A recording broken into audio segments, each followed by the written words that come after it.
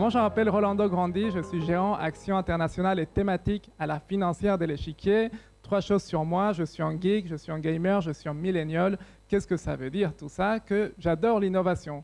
J'adore me projeter dans le monde de 2030, 2040, 2050, 2100, etc. pour me poser la question de quoi sera fait demain et comment, dès à présent, on peut commencer à investir dans cet avenir avec votre capitaux, votre épargne qui nous est confiée à travers des partenaires comme Farno en particulier. Alors sachez que pour la financière de l'Échiquier, pour ceux qui ne nous connaissent pas encore, on est une société de gestion française. Ça fait plus de 30 ans qu'on existe et nous gérons désormais plus de 15 milliards d'euros dans plusieurs stratégies, dont les stratégies thématiques dont je m'en occupe. Alors, j'ai eu déjà l'occasion de parler avec certains d'entre vous de l'intelligence artificielle, mais cette fois-ci, je vais vous parler d'une nouvelle frontière, probablement la dernière frontière, l'ultime frontière de l'investissement. Parce que désormais, et peut-être pour certains, on pense encore que c'est un rêve, que c'est un peu la science-fiction. Néanmoins, nous sommes déjà en 2021 en train de rentrer dans l'année 0 de l'espace 2.0. Alors l'espace 2.0, c'est-à-dire qu'il y avait déjà un espace 1.0. Donc d'abord, on va parler un tout petit peu d'histoire pour ensuite parler de ce qui nous attend dans l'avenir. Alors déjà, quelque chose qui est extrêmement important, c'est de savoir que nous sommes en train de bénéficier d'une économie, d'une société, d'une capacité de l'être humain à innover. Et cette innovation est exponentielle. Donc ça va beaucoup plus vite qu'on ne le pense. Déjà, sachez qu'en début du siècle passé, on estimait, donc là on est en 1902, on estimait que l'homme allait pouvoir voler d'ici la fin du siècle, donc vers les années 2000. Alors surprise, l'année d'après, 1903, les frères Wright faisaient le premier vol humain, déclenchant une révolution qu'on connaît tous. Alors qu'est-ce qui s'est passé entre 1903 et 1969? À peine 66 ans d'écart entre ces deux périodes, c'était la première fois que l'être humain est allé sur la Lune. Donc en à peine 66 ans, ce qui est bien l'espérance de vie d'une personne entre le début de 1903 et 1969, on a vu passer finalement une révolution incroyable. Notre économie, notre société s'est transformée.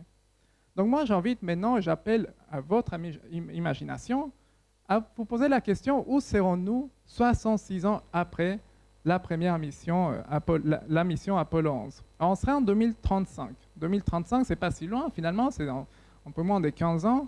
On sera probablement en train d'amener pour la première fois des êtres humains sur Mars. On aura déjà sans doute colonisé en quelque sorte ou installé des êtres humains sur la Lune. C'est d'ailleurs horizon 2025 pour le programme Artemis de la NASA. Donc ça veut dire que finalement, dans un espace de temps qui n'est plus très long, 10-15 ans, on va voir les premiers grands milestones de cette grande évolution de l'espace. Mais je vous disais, l'espace 2.0, c'est parce qu'il y a un espace 1.0. Qu'en est-il de celui-là? Ça fait plus de 60 ans donc qu'on développe la technologie spatiale. Cette technologie, cette économie, cet écosystème a été développé par un groupe d'entreprises qui sont les sociétés de militaires et de défense qui ont été appelées à développer cet écosystème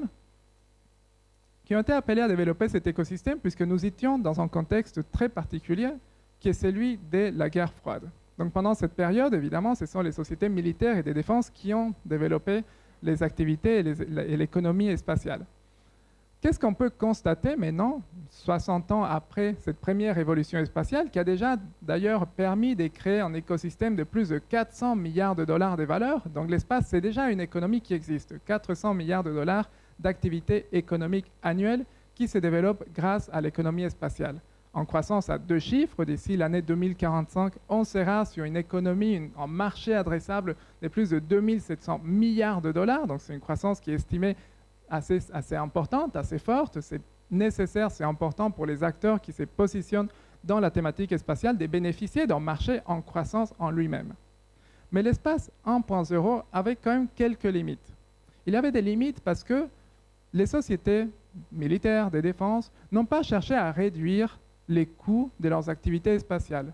Pour plusieurs raisons, d'où la plus simple, c'est que leur prix de vente d'une mission spatiale, c'était les coûts plus une marge qui était négociée, 5, 10, 15, 20% pour les plus heureux.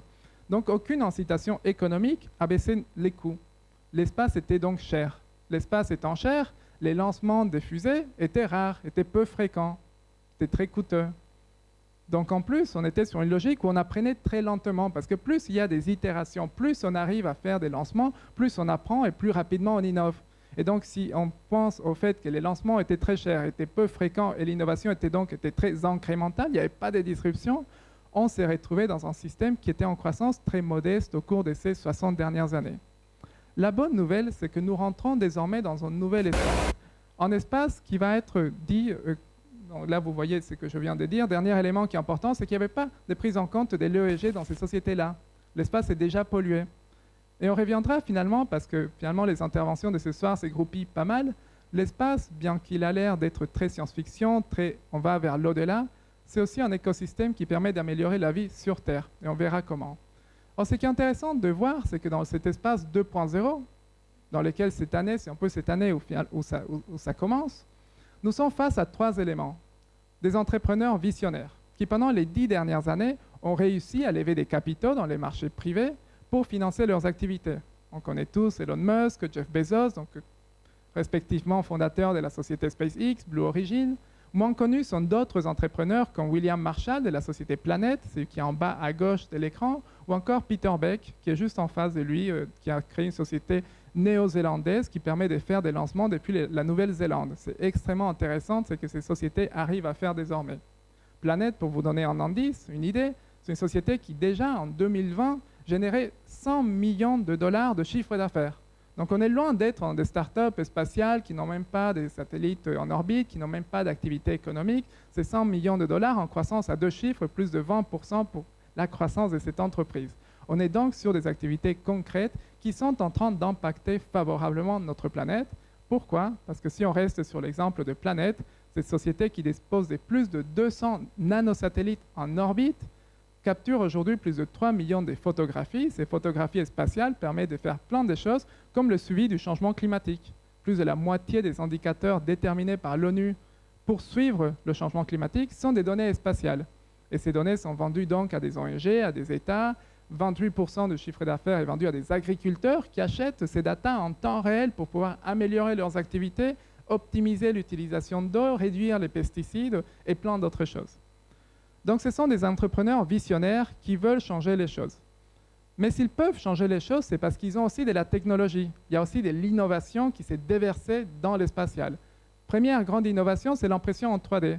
Désormais, on peut imprimer en 3D un moteur d'une fusée, voir la fusée tout entière. Qu'est-ce que ça permet de faire? Réduire vos coûts, améliorer l'innovation. Parce que c'est-à-dire qu'à chaque production d'une fusée, d'un moteur, vous pouvez apprendre de la dernière production et faire les choses un peu mieux, changer un tout petit peu, itérer, chose que vous ne pouvez pas faire quand vous avez des méthodes traditionnelles de fabrication. Et donc cette flexibilité et l'impression 3D est extrêmement nécessaire. Et un dernier élément qui n'est pas des moindres, avec l'impression 3D, vous pouvez construire des choses qui seraient impossibles à construire autrement si vous utilisiez des méthodes traditionnelles. Deuxième innovation, c'est la réutilisation des fusées. Finalement, ça a l'air assez sensé qu'on va réutiliser ces fusées qui vous coûtent entre 20, 30, 40 jusqu'à 100 millions de dollars à produire. Le premier étage de la fusée qui est désormais récupéré, avant, on le jetait, il brûlait dans l'atmosphère en rentrant ou on le laissait traîner en orbite, dans des orbites qu'on appelle des orbites cimetières. C'est vraiment très navrant cette situation. Imaginez-vous, vous prenez en Paris-New York, vous sortez de l'avion, boum, il explose. Ça n'a aucun sens. Évidemment, dans ces cas-là, le prix du vol, ça ne coûte pas, je ne sais pas, 500, 600 dollars, ça va coûter peut-être 500 000 si à chaque fois l'avion va exploser. Ça n'a aucun sens. Mais désormais, avant on ne pouvait pas, désormais on peut amener l'innovation, la technologie pour faire des choses nouvelles. L'intelligence artificielle, la robotique, les avancées dans les panneaux solaires, plein d'innovations dans d'autres secteurs qui se déversent aussi dans l'espatial 2.0. Et dernier élément, si on veut le caractériser vraiment, qu'est-ce qu'est l'espace 2.0? C'est la prise en compte des critères ESG. Ce n'est pas polluer, n'est pas laisser des débris spatiaux, utiliser de plus en plus des combustibles qui sont moins polluants. L'hydrogène est fantastique, un peu plus compliqué de l'utiliser pour sortir de terre parce que l'hydrogène est peu dense. Mais imaginons par exemple tout ce qu'on va construire sur la Lune, sur Mars, on va pouvoir utiliser l'eau, le décomposer entre oxygène liquide et hydrogène. Et la fusion des deux, la combustion des deux, c'est de l'eau comme résidu. Donc ça va être extrêmement propre comme industrie qui est en train d'évoluer vers des mesures beaucoup plus soutenables. Mais peut-être une vidéo vous expliquera un peu mieux tous les prouesses et tous les progrès qu'on est en train de faire dans l'industrie spatiale 2.0.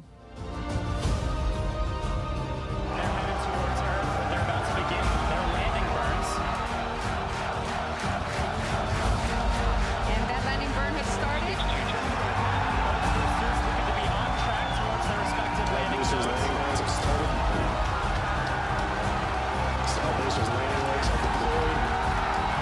see it. Yeah, I got him. They're there. Oh my God! You've got to be kidding me! What?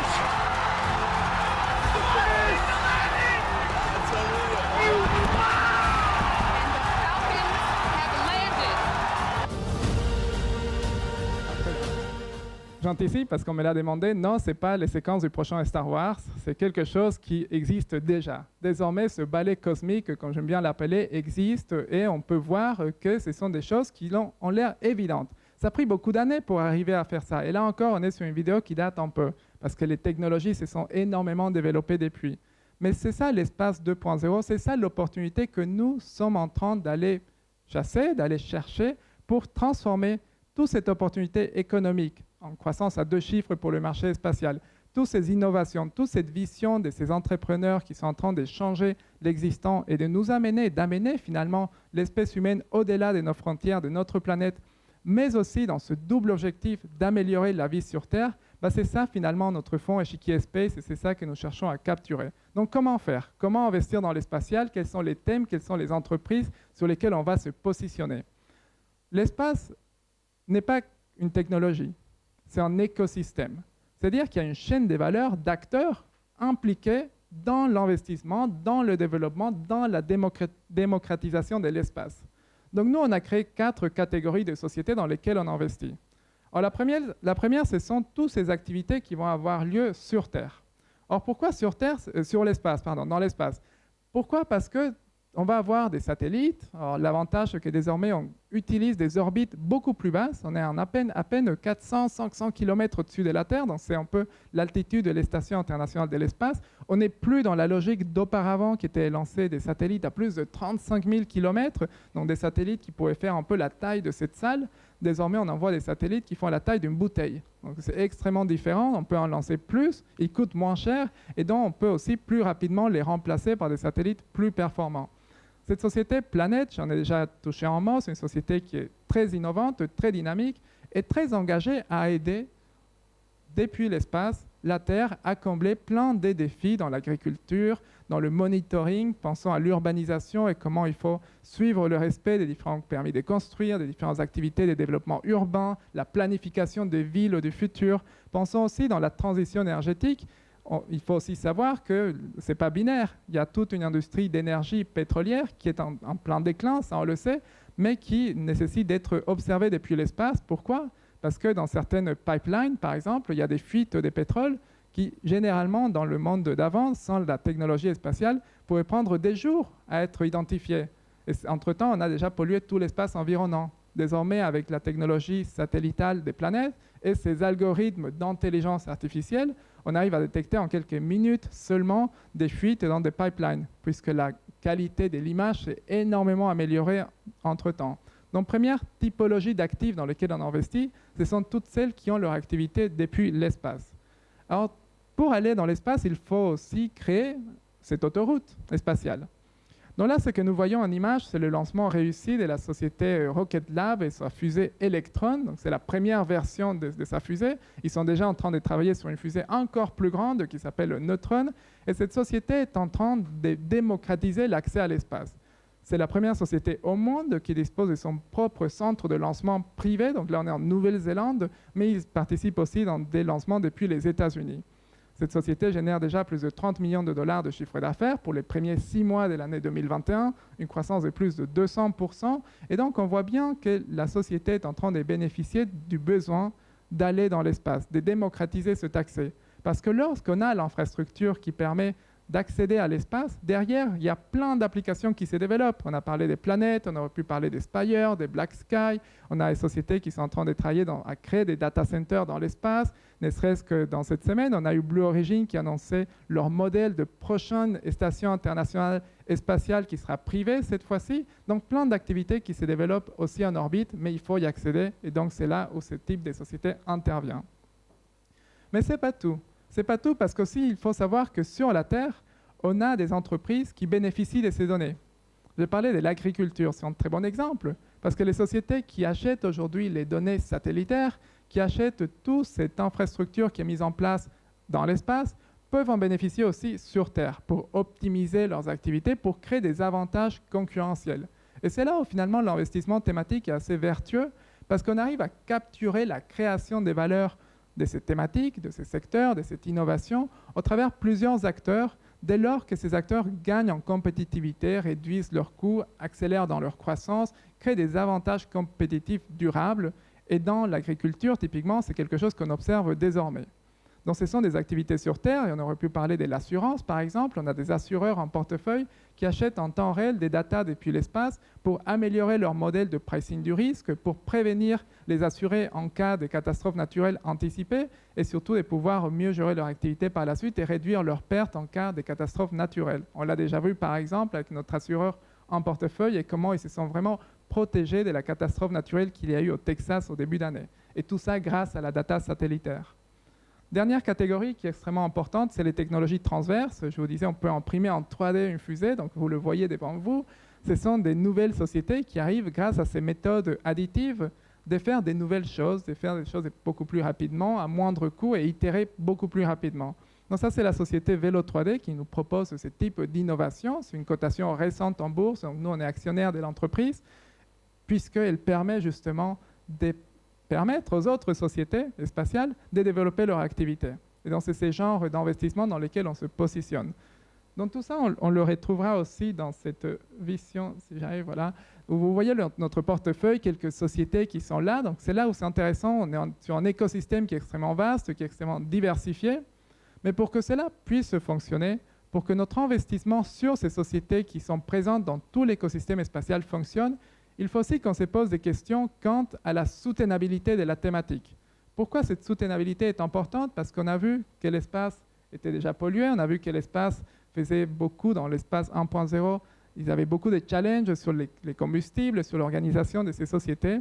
Donc finalement, ce qu'on a décidé de faire, c'est mettre en place une charte, tout simplement, étudier toutes les questions liées à l'ESG et savoir comment finalement ces entreprises spatiales sont en train de développer un nouvel écosystème de manière responsable. Donc sur notre site lf2.com, vous pouvez avoir accès à notre charte pour mieux comprendre les enjeux sur la thématique. Donc pour conclure, ce que je peux vous dire, c'est que nous sommes extrêmement enthousiastes sur la suite du parcours. On est face à une révolution qui n'est fait que commencer. On a lancé les stratégies en début du mois de juin, donc ça fait à peine quelques mois qu'elle existe, mais on voit déjà que le vivier d'entreprises est en train de grandir, que les opportunités, les annonces, les communications de nos sociétés sont en pleine croissance. Et donc, on se positionne sur un double objectif. Améliorer la vie sur Terre depuis l'espace, mais aussi d'aller explorer l'univers, aller chercher des opportunités d'investissement au-delà de la Terre et donc, dans l'ensemble, vous offrir une opportunité d'investissement qu'on considère comme étant multigénérationnelle. Merci à tous.